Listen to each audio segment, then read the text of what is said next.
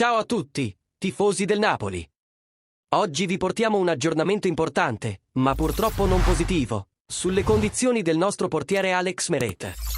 Dopo l'infortunio all'adduttore subito contro la Juventus, arrivano notizie sui tempi di recupero che potrebbero tenerlo fuori per alcune partite cruciali. Prima di entrare nei dettagli, vi invito a mettere un like a questo video e iscrivervi al canale per non perdervi nessuna novità sul nostro Napoli. Secondo quanto riportato dall'asterisco Corriere dello Sport asterisco, Meret sta ancora aspettando i risultati definitivi degli esami strumentali, ma una cosa è certa: salterà agli ottavi di finale della Coppa Italia contro il Palermo, in programma giovedì.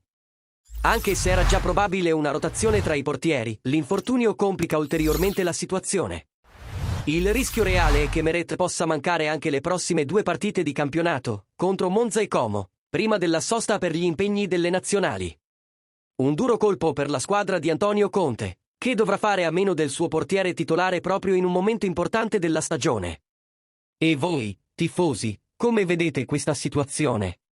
Pensate che i nostri portieri di riserva siano pronti a sostituire Meret? Fatecelo sapere nei commenti qui sotto.